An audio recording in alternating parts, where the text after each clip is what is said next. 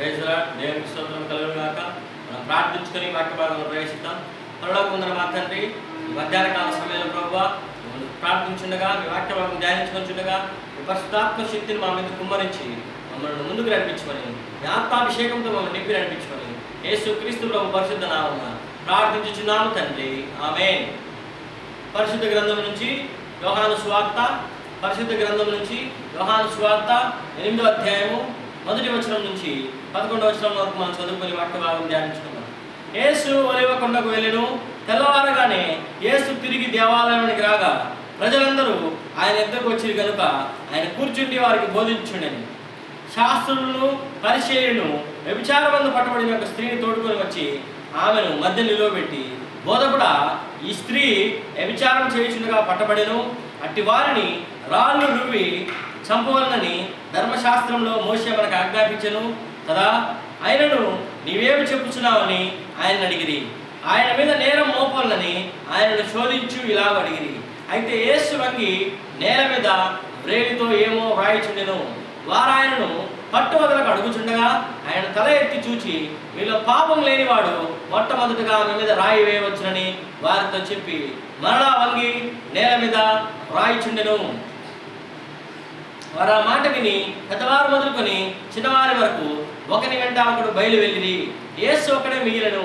ఆ స్త్రీ మధ్యలో నిలవబడి ఉండెను. యేసు తల ఎత్తి చూచి, అమ్మా, వారు ఎక్కడ ఉన్నారు? ఎవరినో నీకు శిక్ష విధింపలేదా అని అడిగినప్పుడు ఆమె, లేదు ప్రభు అనెను. అందుకు యేసు, నేను నీకు శిక్ష విధింపను, నీవు వెళ్ళి ఇక పాపము చేయకమని ఆమెతో చెప్పెను. ప్రియమైనటువంటి దేవుని బిడ్డలారా, ఈ వాక్య భాగం మనం గమనించినట్లయితే ఇందులో చాలా ప్రాముఖ్యమైనటువంటి వాక్య భాగం మనం గమనించవచ్చు. శాస్త్రులు పరిచయులు వ్యభిచారమందు పట్టబడినటువంటి ఒక స్త్రీని తీసుకుని వచ్చి యేసు క్రీస్తు ప్రభు యొక్క బోధించేటువంటి స్థలంలో ఆ స్త్రీని మధ్యలో నిలువబెట్టి, బోధకుడా, ఈ స్త్రీ వ్యభిచారం చేసిందిగా పట్టుబడెను.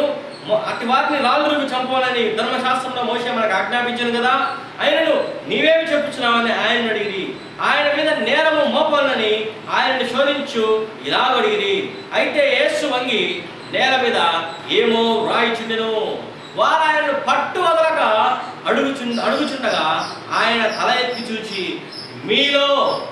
మీలో పాపము లేనివాడు మొట్టమొదట ఆమె మీద రాయి వేయవచ్చునని వారితో చెప్పి మరలా వంగి నేల మీద వ్రాయిచుండెను. ప్రియమైనటువంటి దేవుని బిడ్డలారా, ఈ సంఘటన యావత్ క్రైస్తవ సంఘానికి, యావత్ క్రైస్తవానికి కూడా తెలిసినటువంటి సంఘటన. ఈ సంఘటన ప్రతి ఒక్కరు కూడా క్రైస్తవ జీవితంలో, క్రైస్తవ సంఘంలో, క్రైస్తవ సమాజంలో ప్రతి ఒక్కరు కూడా ధ్యానించుకున్నటువంటి సంఘటన. యేసు క్రీస్తు ప్రభు మనకు నేర్పించినటువంటి అమూల్యమైన ప్రేమకు, యేసు క్రీస్తు ప్రభు మన జీవితంలో చూపించినటువంటి అమూల్యమైన ప్రేమకు నిదర్శనం ఈ యొక్క సంఘటన. ప్రియమైనటువంటి సహోదరులారా, సహోదరులారా, యేసు క్రీస్తు ప్రభు అంటున్నాడు, మధ్యలో నిలబెట్టేటువంటి ఆ స్త్రీని చూచి, మీలో పాపము లేనివాడు మొట్టమొదట ఆమె మీద రాయి వేయవచ్చునని వారితో చెప్పాను. సహోదరుడా, సహోదరు, ఈరోజు నీ జీవితంలో నీవు వ్యభిచారం చేసినావా? నీ వేశ్యలతో తిరిగి ఉన్నావా? మద్యపానము, దుర్వ్యాపారము, జూదము, ధూమపానము, అనేకమైనటువంటి పాపాలు చేసినావా? యేసు ప్రభు నిన్ను అందరూ తీసుకొచ్చి మధ్యలో నిలబెట్టి, ప్రభువా, వీడు పాపి, ప్రభువా, ఇవి పాపి, ప్రభువా, వీళ్ళు ఇంత పాపం చేశారు, ప్రభువా, వీళ్ళు అంత పాపం చేశారన్నప్పుడు యేసు ప్రభు అంటున్నాడు, మీలో పాపము లేనివాడు ఎవరైతే ఉంటారో మొట్టమొదట రాయి వారే వేయండి అన్నప్పుడు అక్కడ ఉన్నటువంటి వారందరూ అంట, పెద్దవారు వారు ఆ మాట విని పెద్దవారు మొదలుకొని చిన్నవారి వరకు చూడండి, ఒకని వెంట ఒకడు బయటకు వెళ్ళిపోయి యేసు ప్రభు ఒక్కడే మిగిలాడు. ఎందుకు యేసు ప్రభు ఒక్కడే మిగిలాడు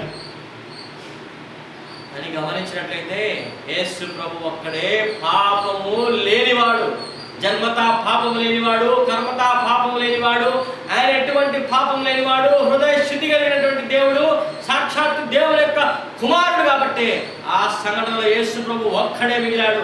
ఆయన ఒక్కడే శిక్ష విధించడానికి కానీ, ఆయన ఒక్కడే క్షమించడానికి కానీ అర్హుడు కనుక ఆ సమయంలో యేసు ప్రభు ఒక్కడే ఉన్నాడు. గమనించండి, ఈ పరిశుద్ధ గ్రంథమును మనం గమనించినట్లయితే శాస్త్రులు, పరిచయులు వ్యభిచారం చేయబడిన పట్టుబడిన స్త్రీని యేసుప్రభు దగ్గరికి తీసుకొచ్చారు, కానీ వేరే ఎవరి దగ్గర కూడా తీసుకువెళ్ళలేదు. ఎందుకంటే వారికి తెలుసు ఆయన పరిశుద్ధుడు, ఎటువంటి తీర్పిస్తాడో గమనిద్దామని తీసుకొని వచ్చారు. ప్రియమైన సహోదరుడా, సహోదరుడా, చూసినట్లయితే ఆయన్ని శోధించడానికి చేశారు, కానీ శోధనలో వాళ్ళే పడిపోయారు.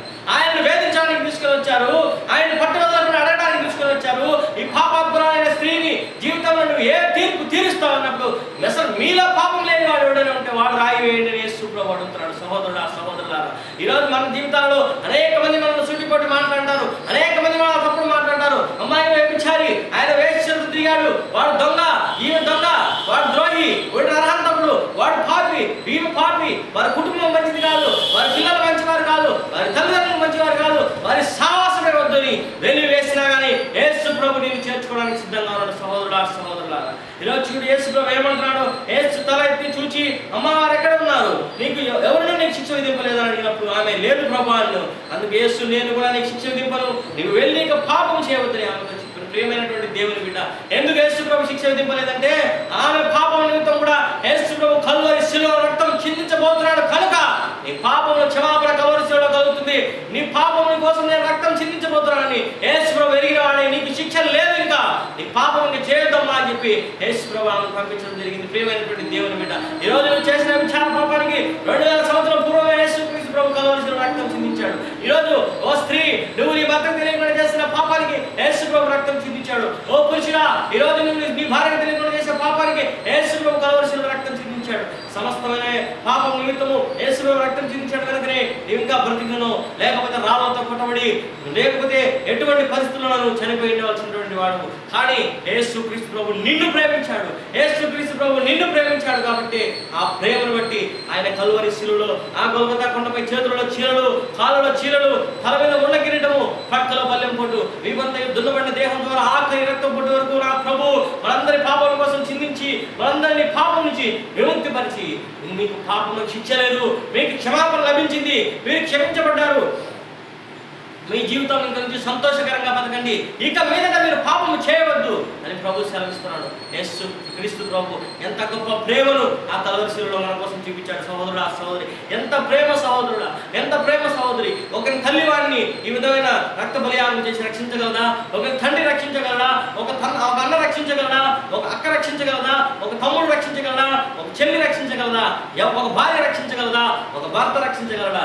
కేవలం యేసు క్రీస్తు ప్రభు మాత్రమే నీ పాపను, నా పాపను క్షమించడానికి కల్వరి శిలువ రక్తం చిందించి ప్రాణం పెట్టాడు. ప్రియ సహోదరుడా, సహోదరి, ఇదే రక్షణ దినము, ఇదే స్వార్థ.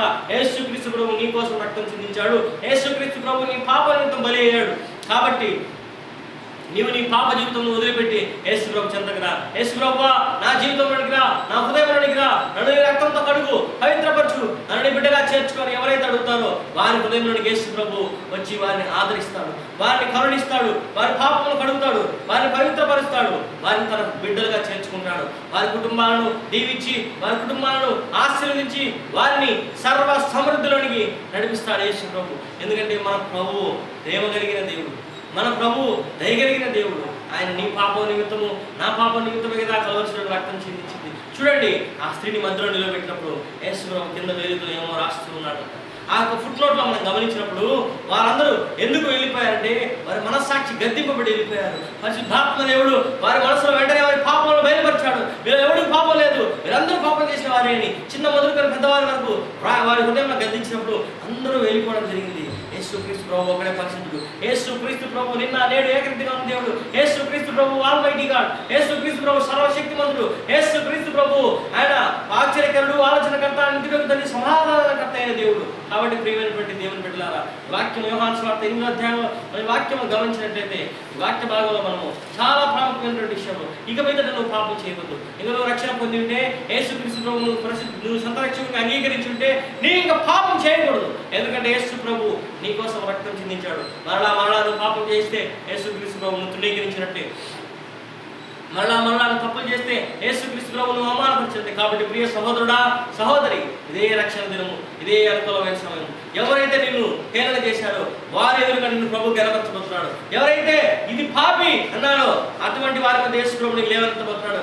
ఎవరైతే వీడు పాపి అన్నాడో వారి ఎదురుగా యేసు ప్రభుని గణపరచబోతున్నాడు. ఎవరైతే ఆ స్త్రీ వ్యభిచారి అన్నాడో వారి ఎదురుగా యేసు ప్రభుని గణపరచబోతున్నాడు. ఎవరైతే ఈ పురుషుడు వ్యభిచారి అన్నాడో వారి ఎదురుగా యేసు ప్రభుని గణపరచబోతున్నాడు. ఎవరైతే ఆ కుటుంబంలో పిల్లలు మంచివారే కాదు, వారి తల్లి ఎవరో తెలియదు, తండ్రి ఎవరో తెలియదు అన్నారు, ఆ వారి మధ్య యేసు ప్రభుని గణపరచబోతున్నాడు. ఈరోజు నీ జీవితము ఎటువంటి దుర్భర జీవితమైనా, ఇటువంటి వ్యభిచార జీవితమైనా, ఇంకా ఇంతకంటే ఘోరమైన జీవితమైనా యేసు ప్రభు దాన్ని మార్చగలడు. ప్రియ సహోదరుడా, సహోదరి, యేసు ప్రభు నిన్ను నన్ను ప్రేమించి నీ పాప నిమిత్తం నా పాప నిమిత్తమే కల్వరిశిలువలో రక్తం చిందించాడు. నీ పాప నిమిత్తం నా పాప నిమిత్తమే యేసు ప్రభు తన ప్రాణాన్ని పెట్టాడు. నిన్ను నన్ను రక్షించడానికి యేసు ప్రభు గొల్గొతా కొండ మీద కల్వరిశిలువలో శిలువ బలియాగం అయ్యాడు. ప్రియ సహోదరుడా, సహోదరి, ఇదే రక్షణ దినము, ఇదే అనుకూలమైన సమయము. ఈ సమయం కోయొద్దు. కాలం ఉండగానే సమయం సద్వినియోగం చేసుకో. లేదంటే ప్రియ సహోదరుడా, సహోదరి, రేపు ఏమవుతుందో తెలియదు, రేపు ఏ విధంగా ఉంటుందో తెలియదు. ఇదే రక్షణ దినము, ఇదే అనుకూలమైన సమయము. ఆ యొక్క వ్యభిచారం చేత పట్టబడిన స్త్రీని యేసు ప్రభు క్షమించినట్టుగా మనందరి పాపమును క్షమించడానికి యేసు ప్రభు సిద్ధంగా ఉన్నాడు. అయితే మనం చేయవలసిందల్లా యేసు ప్రభు హృదయంలోకి ఆహ్వానించాలి. ఆయన కల్వరి శిలువలో కార్చిన రక్త దారంతో మనల్ని కడిగితే మనకు పవిత్రత లభిస్తుందని విశ్వసించి ప్రార్థించాలి. యేసు ప్రభువా, నా హృదయంలోనికి రా, నీ రక్తంతో నన్ను కడుగు, నన్ను పవిత్రపరచు, నీ బిడ్డగా నన్ను మార్చు. ఈ రోజు నుంచి నీ వాక్యం నా హృదయంలో ఉంచు, నీవు నా హృదయంలో నివసించాలని అడిగినప్పుడు యేసు క్రీస్తు ప్రభు, యేసు రక్తం ప్రతి పాపంలో మనం పవిత్రులుగా చేస్తుంది. నశించిన దాన్ని వెతికి రక్షించడం మనిషి కుమారుడు వచ్చాడు. యేసు క్రీస్తు ప్రభు మన పాపం ఒప్పుకొని ఆయన నమ్మదగిన వాడు, నీతిమంతుడు కనుక సమస్త దుర్నీతిని మనల్ని విడిపించి మనల్ని తన రాజ్యానికి వారసులుగా చేస్తాడు. దేవుడు ఒక్కడే, దేవునికి నరులకు మధ్యవర్తి ఒకడే, ఆయనే క్రీస్తు యేసు నరుడు. ఇంకా వేరే ఆధారం ఏది లేదు, వేరే రక్షణ మార్గం లేదు. అపొస్తలుల కార్యం 4:12 వాక్యం సెలవుస్తుంది. మరి ఏ నామంలో రక్షణ నీకు దొరకదు. యేసు ప్రభువునందు విశ్వాసం ఉంచితే నీవు నీ ఇంటి వారు రక్షణ పొందుతారు, లేకపోతే నీవు నీ ఇంటి వారందరూ కూడా నరకానికి పోవాల్సి వస్తుంది. ప్రియమైన దేవుని బిడ్డ, ఈరోజు నువ్వు నరకానికి వెళ్ళడం దేవుని చిత్తం కాదు, నీ పరలోక రాజ్యానికి వెళ్ళడమే దేవుని చిత్తం. కాబట్టి నీవు దేవుణ్ణి, నీ యేసు ప్రభువుని సొంత రక్షణగా అంగీకరిస్తే యేసు క్రీస్తు ప్రభువుని జీవితంలోకి వచ్చి నిన్ను తన బిడ్డగా చేర్చుకుంటాడు, నిన్ను తన యొక్క కుమారుడిగా చేర్చుకుంటాడు, నిన్ను తన యొక్క కుమార్తెగా చేర్చుకుంటాడు. నీ జీవితాన్ని ఆశీర్వదిస్తాడు, నీ జీవితంలో శాంతిని అనుగ్రహిస్తాడు, నీ జీవితంలో సమాధానం అనుగ్రహిస్తాడు, నీ జీవితంలో సుఖము, శాంతి, సమాధానము, ఆశీర్వాదం, ఐశ్వర్యం అనుగ్రహించి నీ పాపం నుంచి నడిపించి, నీ విద్యాబుద్ధులు నేర్పించి, నీ వివాహం జరిగించి, నీ ఉద్యోగం అనుగ్రహించి, నీ సంతానాన్ని ప్రభు ఆశీర్వదిస్తాడు. ఈరోజు యేసు ప్రభు నిన్ను ప్రేమిస్తున్నాడు, ఈరోజు యేసు ప్రభు నిన్ను కోరుకుంటున్నాడు, ఈరోజు యేసు ప్రభు నిన్ను తన బిడ్డగా చేర్చుకోవడానికి సిద్ధంగా ఉన్నాడు. నువ్వు యేసు ప్రభువుని రక్షకుడిగా అంగీకరించడానికి సిద్ధంగా ఉన్నావా? యేసు ప్రభు నీ సొంత రక్షకుడిగా చేసుకోగలవా? అయితే మోకరించి ప్రార్థించు. యేసు ప్రభువా, నా జీవితంలోనికి రా. యేసు ప్రభువా, నా హృదయంలోనికి వచ్చి నా పాపముని కల్వరి శిలువలో కార్చిన రక్తంతో కడిగి పవిత్రపరచని నువ్వు అడిగిన వెంటనే యేసు ప్రభు నీ హృదయంలోనికి వచ్చి నీకు రక్షణను అనుగ్రహించి రక్షణ వస్త్రంతో నిన్ను అలంకరిస్తాడు. తప్పిపోయిన కుమారుని తండ్రి చేర్చుకున్నట్టుగా ఆ యొక్క యేసు ప్రభు నిన్ను చేర్చుకోవడానికి సిద్ధంగా ఉన్నాడు. కానీ నువ్వు యేసు ప్రభు నీ హృదయంలోనికి ఆహ్వానించు. ఇదే రక్షణ దినము, ఇదే అనుకూలమైన సమయము. ఆయన తన రక్తంతో నిన్ను కడిగి పవిత్రపరిచి ఆశీర్వదిస్తాడు. ప్రార్థించుకుందాం. పరలోకమందున మా తండ్రి, ఈ యొక్క వాక్య భాగం దీవించి ఆశీర్వదించి నా మహిమార్థమై ఈ వాక్య భాగం ఫలింపజేసి అనేక మందికి వ్యాపింపజేయమని యేసు క్రీస్తు ప్రభు పరిశుద్ధ నామమున ప్రార్థించుచున్నాము తండ్రి. ఆమేన్.